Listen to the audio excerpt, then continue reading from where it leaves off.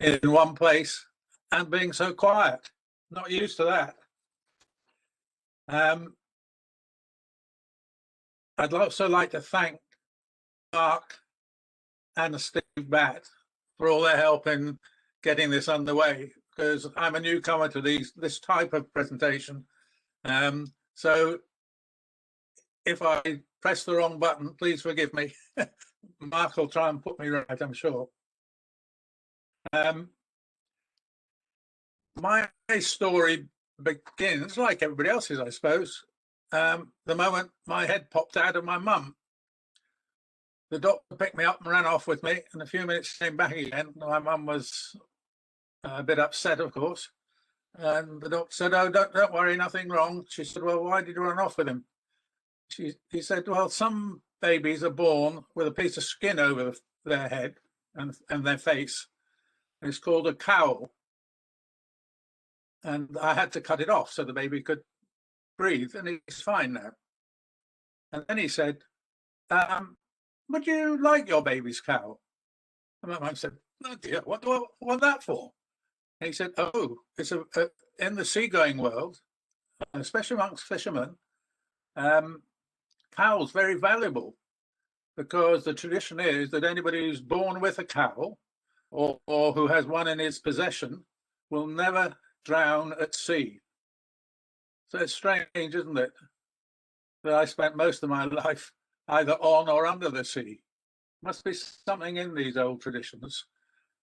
And maybe it's right, because I've made a few attempts to drown myself, but it's not worked. Shortly after I was born, my parents went on a ship, went out to India, where we stayed for the next 9 years. And it was great. We spent the whole of the wartime years and a bit more out living in luxury in India. And the only downside of that, of course, was school. We had to travel a long way to school, age of 6 or 7, something like that. We had to go 3-day journey on a train, and then trains are very crowded down south, and then an 8-hour bus journey up a mountain. We loved it when we got there. Beautiful mountains, lakes, tigers, sunshine. When we came back to England, of course, in 1947, just post-war, rationing, unemployment, lots of bomb damage still around. Big contrast to our life in India. And we lived in Preston, up in Lancashire. And when I got to 16, I had to pass a whole pile of exams, but that got me into the Royal Naval College at Dartmouth in Devon. Normally, the length of that stint at Dartmouth would be 2 years. But after we'd done our 2 years, the Navy changed the rules and said it's not fair to ask boys of 16 to join the Navy. They changed it to 18, which didn't go down too well, especially as a 16-year-old entry. My pay was 4 shillings a week, but the new guys, same age, only just joined the Navy, they got £4 a week. So we mutinied till they put it right. My first job after training, I'll go back one. I must admit, I struggled a bit with the academics of at the college, because it was like doing A-level degree standard in dozens of subjects rather than the few you normally would do. But I enjoyed the sporting side of it. But when it came to my exams, when I finished them, I rang my parents up and said, "Don't come down for the ceremony. I've failed all the exams. I'll have to come back again." So they cancelled all their arrangements. And the day before the big passing out parade, as we called it, happened, I found out I had passed all my exams. So they had to replan it, and they came down. And much to my surprise and everybody else's, I was awarded don't know if you can see it. It's called the Queen's Telescope, and it goes to one of the top prizes. I've never done that before, so I hope it worked. My first job then after college was still under training as a midshipman, sent out to the Far East on a destroyer called Cavalier, and enjoyed the time out there. Came back to this country and joined a frigate in Plymouth, and I was a navigating officer. And in those days, the Navy's diving was dominated by the guy you see on the screen, standard diver, or in naval jargon, we used to call them the steamers.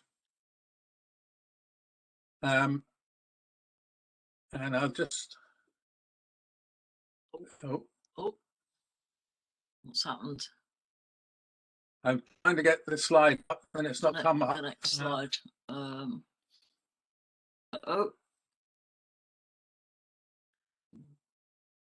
We've lost our slides. Help, Mark. Press on the bottom. Yeah, okay. Starting. So there's a little bit about just showing what the standard diver was like. You all know it. It was a hugely impressive invention which lasted and had a very long life, and it was comfortable working as long as you had a stable platform like the seabed or something to stand on, and you didn't have to go very far. So this dominated naval diving and commercial diving for many years, and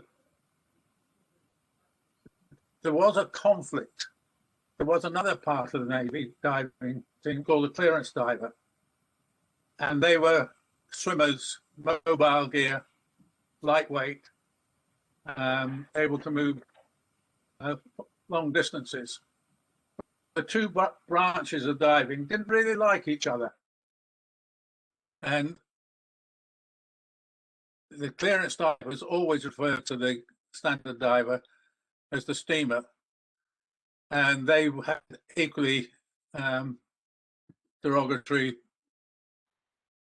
comments to make about the clearance diver. The normal one from the clearance diver about the standard diver was they said they would move so slowly that all they did was sit around all day with a stupid grin on their face while they gleefully rubbed on and polished their helmets all the time. I hope the ladies didn't understand that one. Left click.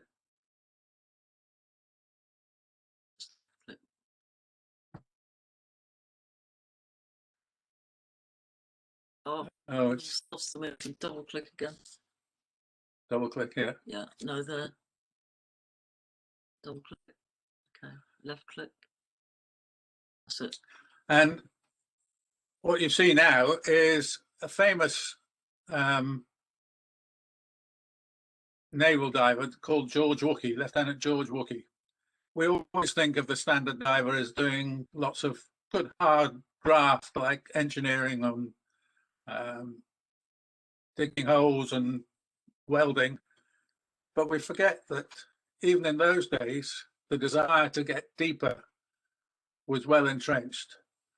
And this is George working from a ship called HMS Reclaim, which you'll hear quite a bit more about from me. And that's him just entering the water, and that's the diving bell, which they're just about to lower to 600 feet. There's an attendant in there, and they've already pressurized the bell to 600 feet with heliox. And they're going to lower it down on that wire or rope you can see just by the hatch. When it gets to the bottom, George will start following it down, hand over hand, down the line. And when he gets to the bell, he'll kick it with his heavy boot. And that's the signal for the man inside to open the hatch and drop a little ladder down so he can climb up, put his head in the bell, his helmet taken off, and that's thrown out and then recovered by the ship. They shut the bottom door, trapping the 600-foot pressure in there, and they lifted him back onto deck, where he could lock out into a small compression chamber and do his decompression. So it's down in the bell, back up again at 600 feet, but it was the world record. And it stood for a good long time. To move on. The way I got into the Navy was into the Navy diving, was not through that route. When I was on my ship in Plymouth, working as a navigator, we got a weekend off, which was quite unusual. And I was standing on the gangway, waiting gleefully to go ashore to see my girlfriend who lived in Exeter. When there was a tap on the shoulder behind me, turned around, and it was the captain. And I stand to attention. Yes, sir. What can I do? So he said, to Exeter, are you, young man? How the hell did he know that? I said, yes, sir. Why? He said, oh, well, I've got my car here. Would you like a lift to the station? I said, yeah. Oh, I'm fine. Thank you. Yeah. And get in the car. And he says, did you know there'd been a new directive put out to the Admiralty to all ships? And I said, no, what's that? He said, well, they've decided that every ship above a certain size has to have its own diving team on board. And each team has got to have an officer in charge of it. He said, and I've noticed you're a dab hand at swimming, so I've entered you for the next diving course. I said, oh, when's that start? He said, first thing Monday morning. So you've got time to meet your girlfriend at the station and tell her you're coming straight back, because you've got a weekend's work to hand over all your jobs to other officers, which will take you all weekend. And as I was getting out of the car, I was thinking, what the hell's going on here? He said, oh, you are a volunteer, aren't you? I said, why is that? He said, well, only volunteers are allowed to go on the diving course. So you are volunteering, aren't you? Oh, yes, sir. Okay, sir. 3 bags full, sir. So get back. And I joined the course. And despite some little difficulties on the course, nothing too bad, I got through it. Then I just, a few months later, got married and found myself 2 weeks after that back in Singapore, where I was first lieutenant, which was the second in command, of minesweeper. So after that commission, I came back to the UK and joined the clearance diving course. I should have mentioned, on the diving course I was doing, it was called the ship's diver or shallow water divers course. That's because the only piece of equipment we were trained to use was 100% oxygen, closed circuit. So we were very restricted on how deep we were going, but it was for good reasons. We had to be able to operate singly if necessary, and silently, so we couldn't be detected. And by breathing oxygen, 100% oxygen, you don't make any bubbles. But you're restricted to 33 feet of seawater. And that triggers another thought in my mind. I've got a little question for you to think about. We're talking about oxygen. I think we'll all know that the air we breathe consists of 20.9% oxygen, and most of the rest is nitrogen.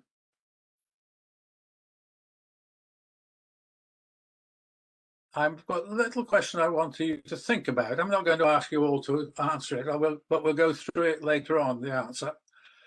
If you were climbing Mount Everest, when you get to the top, you'd find yourself very short of breath, probably dizzy, and no energy.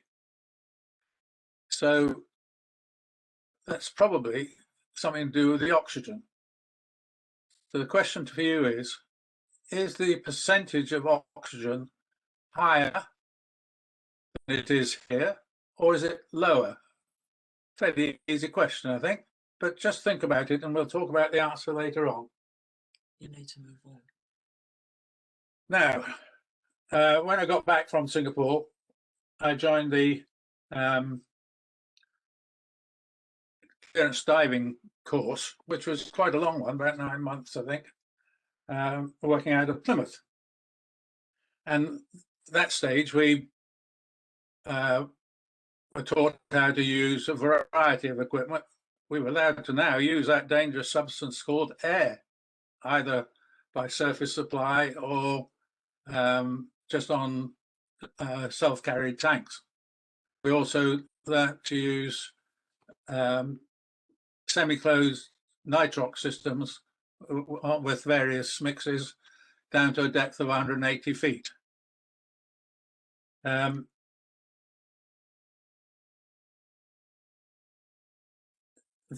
main reason for having clearance divers was we were to be trained and were trained in all aspects of bomb disposal and mine disposal. The normal split of those sort of jobs in the forces was that the army were the main bomb disposalists, and they had the responsibility of dealing with anything above the high water mark, and anything below the high water mark was dealt with by the Navy. I got a little story that illustrates that. A friend of mine was the diving officer in the Falklands War, and quite a few of the ships were damaged by excess missiles, which hit the ship but didn't explode. So the army would go out, because the missile was still above the waterline, to dispose and make the ship safe and make the weapon safe. On this particular occasion, the army were busy doing another job, so the Navy team, headed by a friend of mine, was called out, and they went on board and saw the hole that the missile had made through the side of the ship, and it ended up in the lower mess deck. So they went down there to have a look at it, and this big missile was nose first down in the deck through that hole. So Bernie thought to himself, well, if it didn't go off, having come through all that metal and landed on a metal deck, and it's still not going off, it can't be too bad. So he and his divers picked it up, pushed it out the hole, and let it sink in the deep water. Went back up to the bridge and reported to the captain, fine, sir, you can go back to action now, everything's secure and safe. And the captain said, bloody hell, we were looking at some time off, what have you done? He said, when we have the army in here, it takes them 3 days to dispose of one of those. We were looking for a nice rest. He told him, I just picked it up and threw it over the side. And he got the George Medal for that. My first job, though, was nothing to do with bomb disposal. I was sent to the same ship that George Wookey had done his record dive on, called HMS Reclaim. It's a pretty old ship by then. Steam reciprocating engine, flat out, did about 10, 12 knots, but it was a good job to have. And as soon as I got on board, we were joined by another diving team who all been doing experiments in RMPL in Alverstoke, and we sailed for Tenerife, and we put our moorings out. We did the 4-point mooring, and we did some workup dives on heliox to 300 feet, and then we moved on to 450 feet. During that time, we had a couple of specialist doctors on board, and they got worried that the divers were all getting too tired and worn out by all their activities. So they asked for a break. Well, the captain didn't want us all going ashore and getting pissed, so he organised a bus trip for the divers. Luckily, I didn't go on it. They went ashore in the bus and ended up on the top of Mount Teide, which is about 15,000 foot high, all having just completed at least 300 and some of them 450 foot dives. Halfway back down the mountain, everybody started moaning and groaning. They'd all got the bends, and the doctor hadn't thought about decompressing when they were ashore. So that put a bigger delay on the program than if we'd all gotten ashore and got drunk out of our tiny minds. Just I'm getting the little hurry up from my wife saying you're going on too long. Just quickly backtrack to the oxygen. Of course, the main reason for having oxygen was because we had to be able to be not seen and be secret. And if you're breathing oxygen, you don't make any bubbles because you use it all. Now, after the 450 foot dives, we moved to a deeper place in the south of France, off Monaco, where we all did, there were 17 of us divers, and we did 600 foot dives. And the procedure was, you see the diving bell here in front of you. We put the two divers inside the chamber with the bottom door open and lower the bell onto the waterline or just below the waterline. And sorry, the two divers wouldn't be in at that stage. What we then would do is duck dive down, go into the bell and start breathing helium. And then they would just take the brake off the winch and drop the bell as fast as they could. So we'd go whistling down to 600 feet. And it would take us about 5 minutes. So we went down at over 100 foot a minute. And as a result, what got boiled, you were really sweaty by the time you got down there. Even though when you are breathing or in helium, it's a very cold gas. So normally it'd be very cold. So as soon as we hit the bottom, we'd then freeze.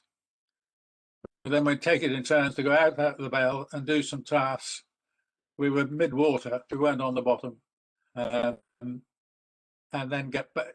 Our total dive time was between an hour and 2 hours.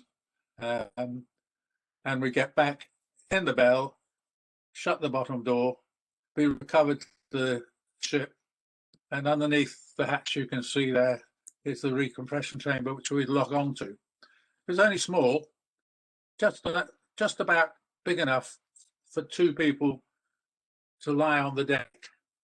They cleaned it out.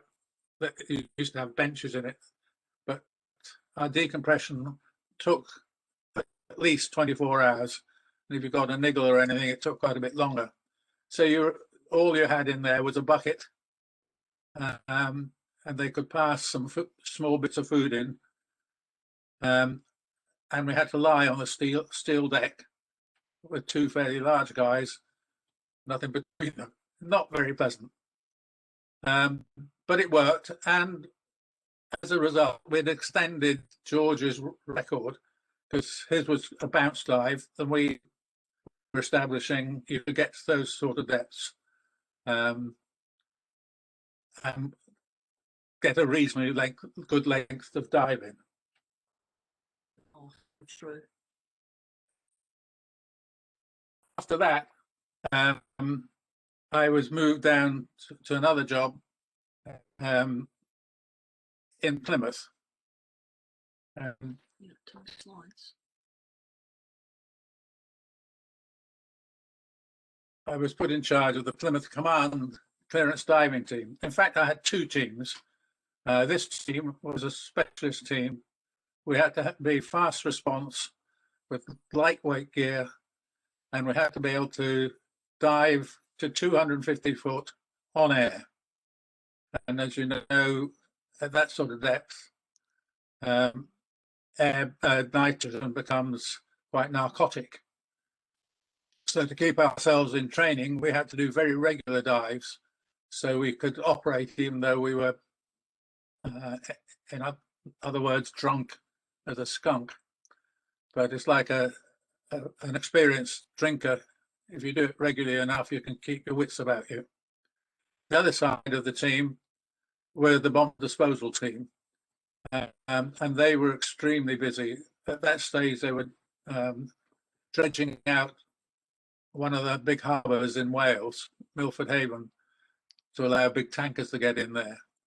And whereas normally these sort of teams will deal with a few incidents a week, our guys were dealing with hundreds of tons at a time from all the dredging work that was going on. This stage, we used to have to dive regularly to 250 feet to keep in practice. And in the winter months, we had to go to closed water somewhere because it got too rough at sea when you had to find those sort of depths. So we used to go up to Lake Wastwater in the Lake District, which is about, I think, the deepest lake in the country. And we used to take a one-man chamber up there in case of decompression problems. We didn't like it at all. Wastwater, very cold, very deep, water black, screes down the side of the mountains, not to be recommended. Then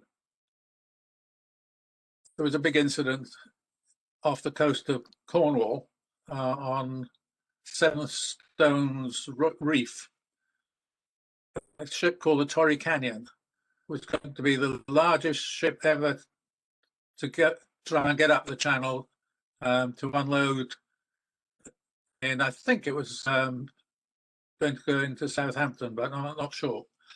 And she went aground and started leaking oil everywhere.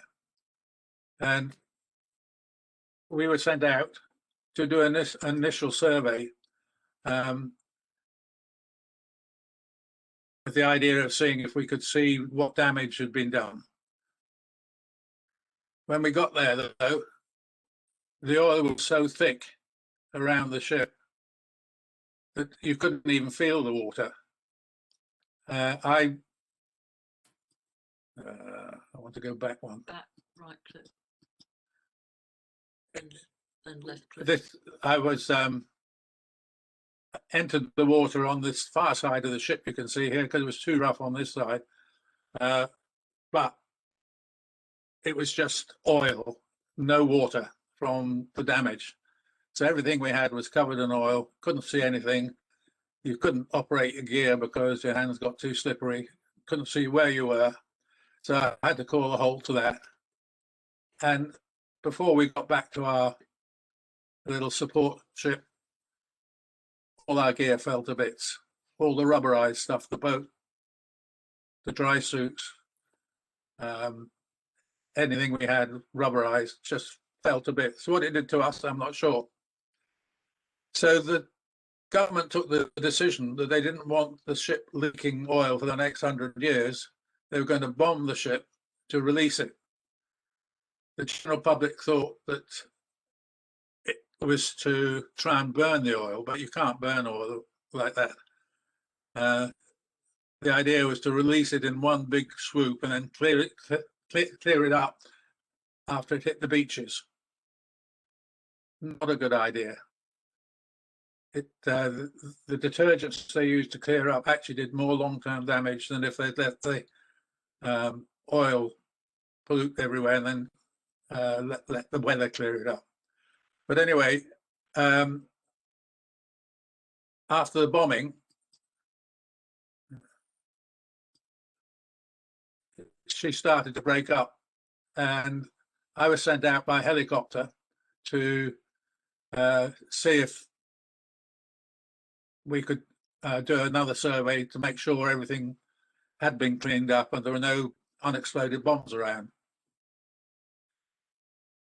On the day I got out there, it was just before this. She was in not quite as broken up as that time.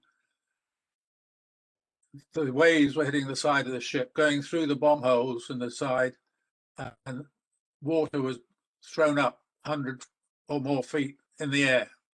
And I could feel myself sitting on top of one of those, having been blown through the ship. So I went back and reported to my admiral, no, we can't do that. Which he accepted, but sent for me the next day and just handed me a piece of paper, said, read that. So I read it, and it's a very short note. It said, dear Admiral so-and-so, please inform Mr. Lafferty he will survey the Torrey Canyon forthwith. Signed, Harold Wilson, Prime Minister. What we'd forgotten was he has a holiday house on the St. Mary's in the Isle of Scilly, and he didn't want any oil getting on his beach. So by the time we got there, the ship had really broken up, so we were able to do a good survey. Didn't find any unexploded bombs, and to our surprise, there was hardly a drop of oil anywhere. She was spotlessly clean. The rough seas had cleaned it all up, and we wanted to prove that we'd been there, so we went into all the most difficult compartments, and eventually found the ship's bell in the paint locker right up forward, with huge great brass bell. So we recovered it and gave it back to the receiver of wrecks, which is what you're supposed to do. And they promised that when ownership had been established, we'd be the only bidder for it and we could have it for a song. Next thing we heard was somebody was having a pint in one of the pubs in Penzance, and the big bell was sitting on the bar. So somebody had stolen it or sold it. Next job was interesting. This guy, you can see, Nobby Clark, Derek Clark, Chief Petty Officer Diver, and myself. He'd been on board Reclaim with me. We were asked to go to America, to the American Navy, to join a project called Sealab. Sealab had been going for quite some time. There'd been Sealab 1 and Sealab 2. We were joining Sealab 3.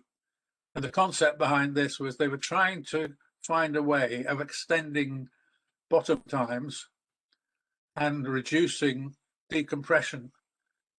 And they worked out that if you could stay long enough underwater safely, you'd only have to do one decompression. So they built habitat, which they could put on the seabed, and the divers would go and live in it for a couple of weeks.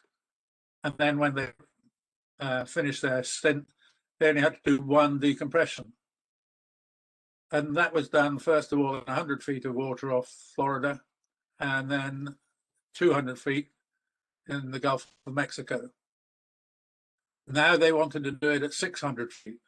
So Nobby and I were invited because none of the Americans had been to those sort of depths, and they were internationalizing the project as well. So they invited people from other countries.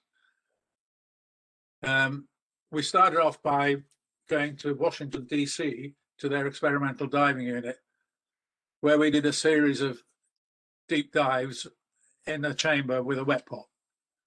So we would pressurize on this, the dive I did, where we pressurized to 600 feet and did excursions in the wet pot to 750 feet. Heliox, of course. And the decompression then took, unlike the one we did on Reclaim, was a 24-hour one. The one here was was a week of decompression. And those trials went pretty well. The team after me did a 1,000-foot dive. There were a few little niggles, but nothing too difficult. And so we then established the principle of what they call saturation diving now. And in our team, we had a very interesting team. The guy I'm talking to here was partly my boss and partly my student, because Nobby and I had been put in charge of all the diving training. This man is Commander Scott Carpenter, who was an astronaut. He was Navy test pilot, jet test pilot, and he was the second American to go into space. John Glenn was the first, and he was the second. John Glenn did one circuit of the Earth. Scott was told to do as many as he could. And after he'd gone round several times, he was given the order to come back in. And he told them, no, he was enjoying it, I'm going around again. He hadn't realized that if he missed the entry, hurricane was about to hit where he was going to land, and he wouldn't make it. But he went round a couple more times and got away with it. So the space program said, thank you very much, and then sent him off to the diving program, to Sealab 1. And at one stage, he held the world record for the longest time anybody had spent in space and the longest time anybody had lived underwater. Now, on this part of the program, we had to do a hell of a lot of training and a hell of a lot of research and development. For instance, we had to introduce heated suits. We tried all sorts of different ones, and this one turned out to be the simplest and easiest. It was an oversized wetsuit, and he poured boiling water down a hose pipe, and it filled your suit, kept you warm. We had to develop helium and scramblers, because when you're breathing helium, your voice pitch goes enormously high, but also you can't form your words properly because the gas travels much, it's a light gas, so it travels much more quickly through your air spaces like your nose, your mouth, your tongue. So you're not forming the words properly. So because we were going to be living a long time underwater, communication was very important. And we then also had to introduce semi-closed circuit diving equipment because the amount of gas we used would be too great. And you see here Nobby, my chief petty officer, some of the training. That's Carpenter being dressed as a diver, and the guy attending him here is Philippe Cousteau, the famous Jacques Cousteau's son. He was a very capable diver. He was also an expert underwater cameraman and photographer, but he's also a pilot. And sadly, about 2 years after this, he was bringing a plane into a beach to support one of his father's expeditions, and the plane crashed and he died with it. At one stage, where we were working down in San Diego, the habitat was being fitted out in San Francisco, and I was sent up to do an interview on American national television about the whole project. And on the plane up, I was being accompanied by one of the US Navy divers. And I said to him, Bob, tell me about the guy who's going to be doing this interview. And he said, oh, I'm glad you asked that. He said, because he's probably, after the president, the most influential man in America. And I said, yeah, okay, what's his name? He said, well, that's the problem. He gets a bit iffy about his name, and he doesn't like to be called by his first name. He likes to be called Mr. And I said, yeah, okay, Mr. what? He said, Mr. Crankcase. Have you got that? Mr. Crankcase. Okay, I got that. And we set up inside the habitat for the interview, and that you can see Nobby behind me. And he said, well, left, I don't lefty. And I said, yes, Mr. Crankcase. And he didn't blink, and we carried on that way throughout the interview. Turns out his name was Walter Cronkite, and he was the biggest name on national television on current affairs and science. So they got me. But we also had to develop new breathing systems, which we could use the unscramblers with, and also gave us head protection, and be able to cope with the large volumes of gas. This is the Kirby Morgan set, which we introduced. And here you see Philippe sending a diver, I don't know which one that is, it might be Scott, as part of the training with the Mark 8 semi-closed circuit heliox rig. And this is typical of what you see nowadays, but this was our control panel to control all the dives. After America, I was sent back to this country, and I got my dream job. I went back to HMS Reclaim as the captain. And by then we were still doing fairly deep work, but the experimental side of it had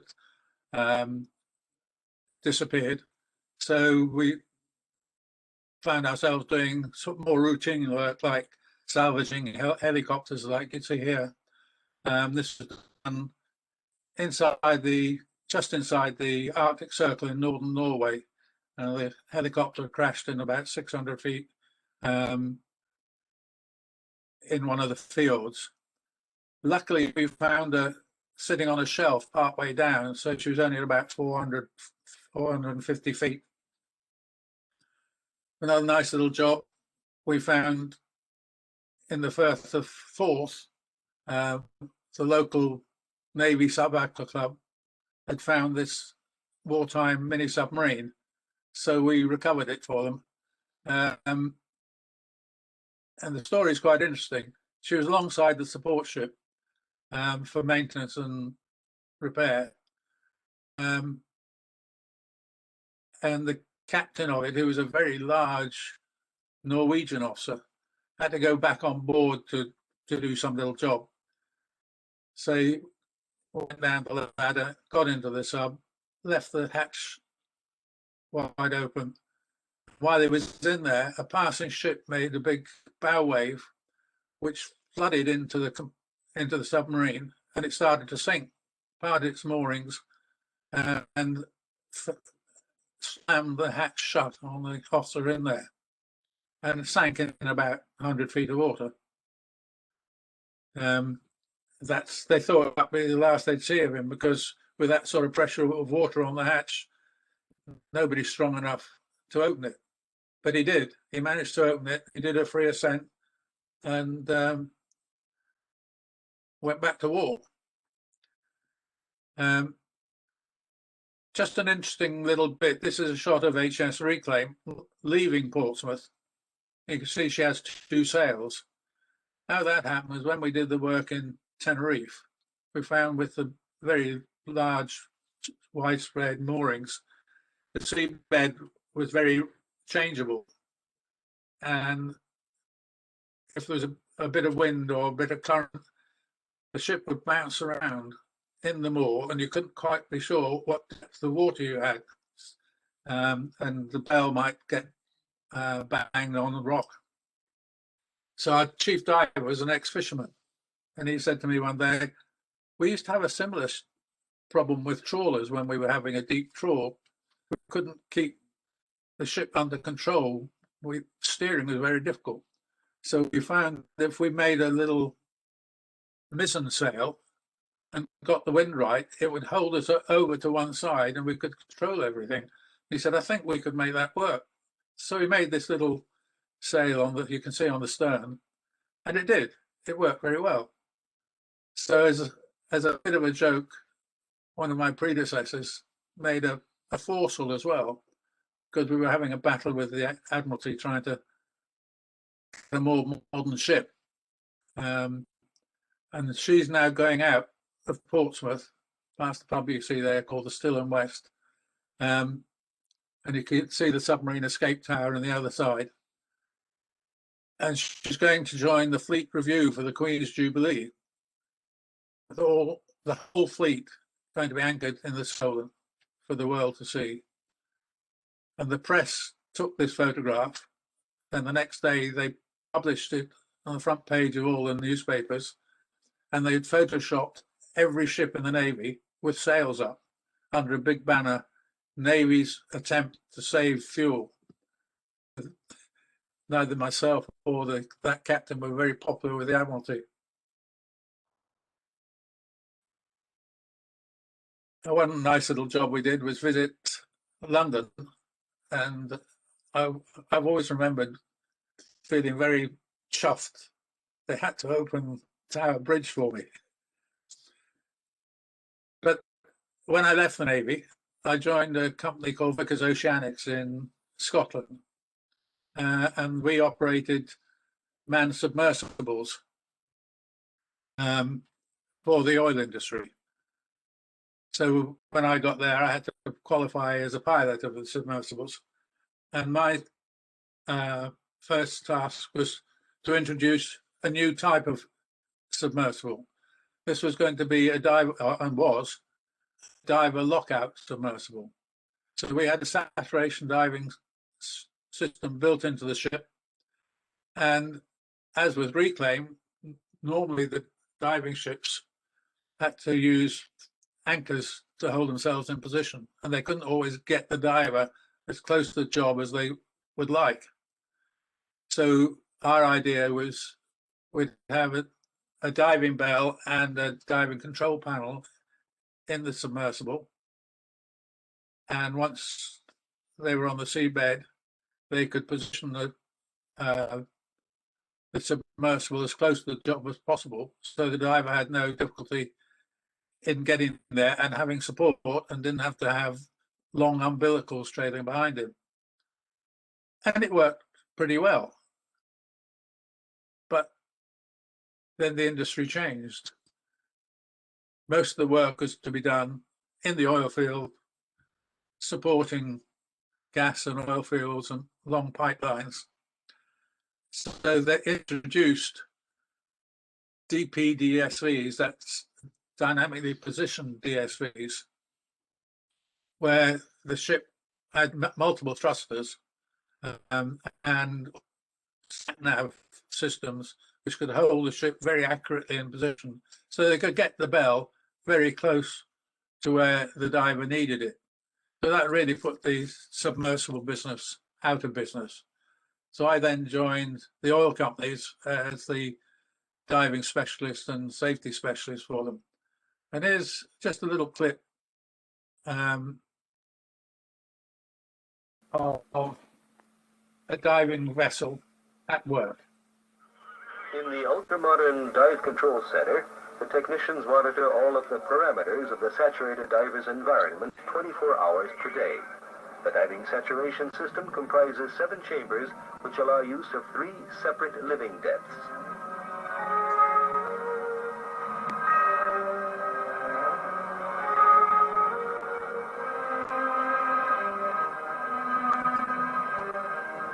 Meals are transferred via a small lock.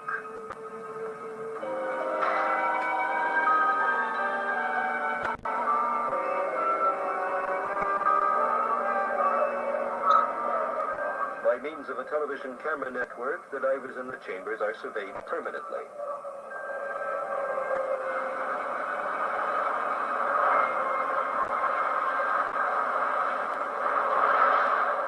Marine and submarine operations are, of course, affected by the weather. In the North Sea, these weather conditions are always difficult and can deteriorate significantly in a few hours.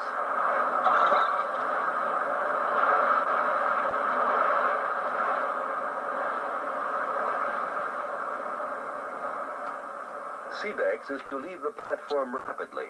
Only the miss is recovered on deck. The storm, of rare intensity, will last for 3 days, during which time Seabag stands up to the elements very satisfactorily. The stability of the sequences filmed on board bear witness to the vessel's performance.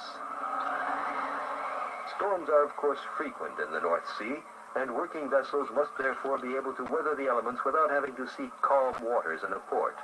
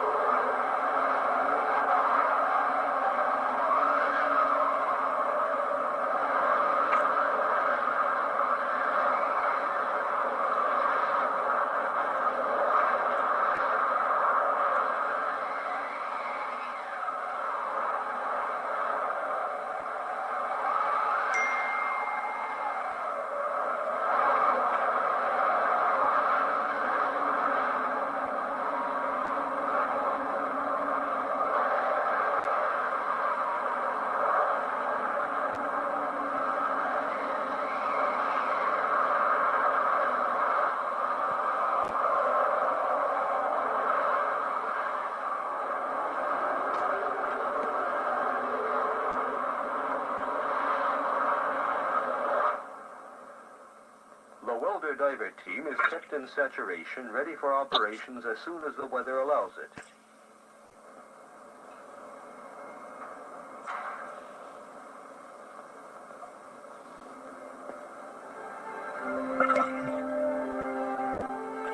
Sea conditions are fine again, and Seabex will rapidly take up her place next to the platform.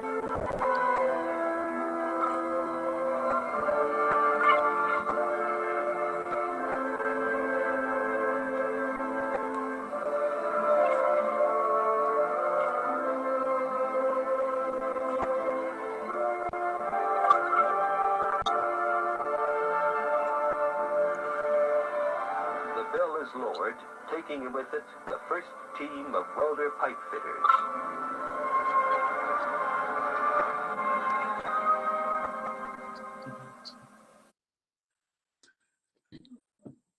This is the same ship, the Seabex one, with a Comex ship. I see somebody put on a question up when was it the video made. I can't give you a really good answer, but it would have been in the late 1990s, I should think, early 20s. So maybe even later than that. I'm not sure. But what always strikes me about that video is that that's a rough patch where they have to pull away from the ship and couldn't work from the platform. And that's the day the divers look forward to. That's their day off. They're in those chambers for up to 6 weeks at a time. And on a day like that, they can sit back, have a nice cup of coffee, and put their feet up. They don't have to go to work. And it was during that sort of time when I was working with the oil companies and the diving companies, that I met an eminent doctor called Philip James, Professor Philip James, who I'd done some work with him, several projects to try and improve air diving safety in the offshore markets. And he got me interested in using oxygen as a medicine. And I'd had come across it once before. Do you remember that picture earlier on I showed you of the one-man chamber? Well, there was a friend of mine in the early 60s working for the Navy diving team in Singapore. And he had told me that the General Hospital in Singapore had rung the Navy up one day and asked if they could bring their one-man chamber to the hospital. So they said, yeah, no problem. Thinking when they got there, they'd find a diver in trouble of some sort.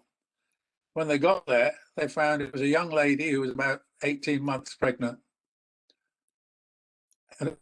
8 months pregnant. And she had gangrene in both legs. Both legs were black up to the whole leg, up to the hip. And the only other option the hospital had was to do surgery to remove both legs from the hip, and they knew she wouldn't survive that. So they said they would like to try giving her some oxygen. And the Navy had never heard of using it that sort of way, so they had to do a bit of re-rigging to be able to pressurize the chamber with oxygen. But as you can see, there's not much space in there, and she was too ill to be put in on her own. So my friend was put in first, who's 6'3", and shoulders only just wide enough to get in there. They put him in first and slid her on top of him, and then pressurized.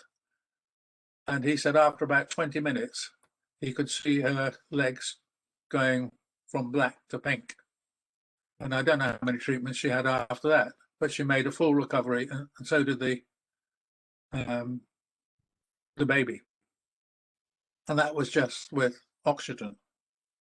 So you remember that little question I asked you about the atmosphere, how much oxygen, what percentage of oxygen we have? And I told you it was 20.9. What do you think the percentage of oxygen is at the top of Mount Everest?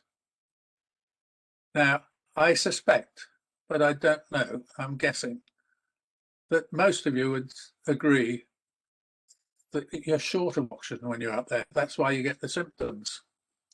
So the answer, the obvious answer would be the percentage of oxygen up there is considerably less than it is here. That's not the answer. The answer is air wherever it is. It's always 20.9%. The difference is when you go up to the top of Mount Everest, the pressure is a lot less. It's only about a third of the pressure here. So the partial pressure of oxygen you're breathing is much less. So your blood can now not hold as much oxygen as it can down here, simply because of the lack of pressure. Wow. Now, we've taken that a stage further by using oxygen much more thoroughly as a medicine. My friend Philip James is the world's guru on this subject, and he's published a book called Oxygen in the Brain. And he opened the first of these centres in Dundee about 40 years ago. And they're all funded by people who have MS, because the treatments they get normally don't seem to help them. In fact, some of them harm them, but they find oxygen does. So at the Samson Centre, which shares the same facility as the diving club at Guildford, and a few of your divers are volunteers. We started off with one small chamber.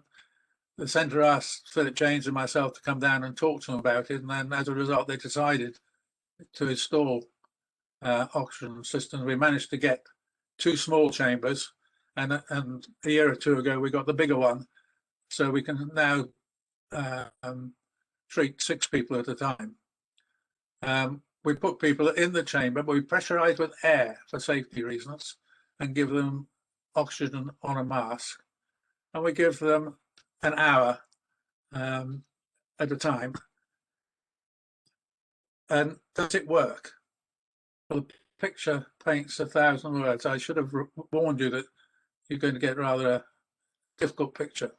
This is a young lady in America who was shopping in a shopping mall when a light airplane flew into the building above her and showered her with burning aviation fuel straight over her head. And she got rushed off to hospital, and she obviously breathed it in as well and burnt all her airways as well. And the local hospital happened to have a very good hyperbaric unit there.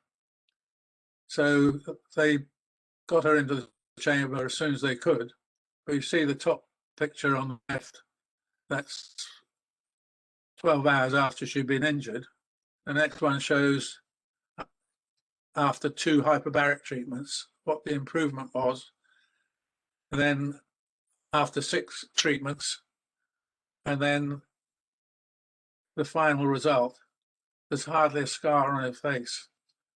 Now, it means an awful lot to me because my father-in-law had similar burns from an aircraft incident as a pilot.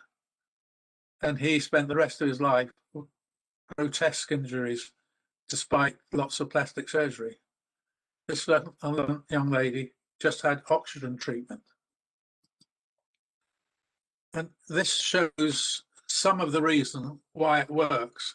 On this graph, you see at the bottom here, this is the amount of oxygen you and I sitting at our desks here have in our muscles.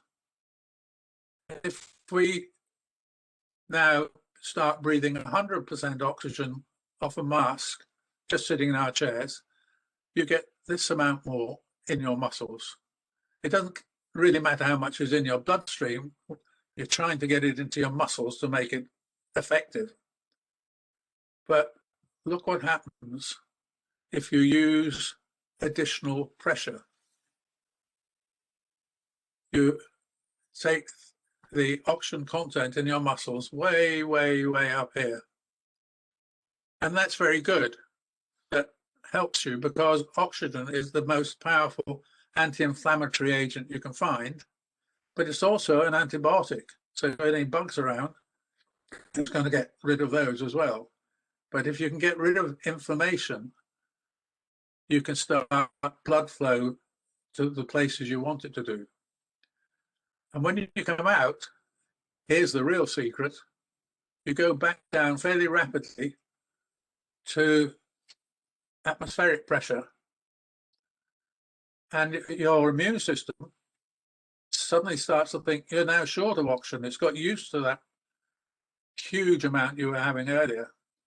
And to compensate, it builds new red blood cells to find oxygen and new stem cells to heal whatever the problem was. And we've been able to measure that after a single treatment, you'll double the number of stem cells, circulating stem cells that you had previously. And if you do a full course of treatments, that can go up to 8 times as many. So the rate of healing is hugely beneficial. It won't cure everything on its own, but it will be helpful whatever you have, because it's now been proved by 3 doctors in London, just been awarded the Nobel Prize for Medicine for proving that every cell in your body had the ability to measure the oxygen in its vicinity, and that every disease and every injury is accompanied by a high level of hypoxia. That means shortage of oxygen. So if you're short of something, it's a bit more like common sense, have a bit more. And if you think about it, it's pretty obvious. If you have a heart attack or a stroke, it's because you're not getting enough oxygen to those 2 organs. If you have a lung condition like asthma or pneumonia or bronchitis, it means your lungs aren't transferring oxygen, or COVID. Lungs aren't transferring oxygen efficiently to your bloodstream. So have a bit more. And this is one of the little chambers we got. In fact, I used to have this one in my garage because the Sampson Centre didn't have enough space at that time. So I put it in my garage and I treated one of the guys there every day. And I treated myself because I was going through radiation therapy for cancer. And I've never looked back. That was about 15 years ago. So it really does work. And at this stage, I would really like to thank the diving club for the help they've given us in the centre, particularly 2 people. One, Ross Ludgate, who was one of our first operators, and he was the diving officer of your club.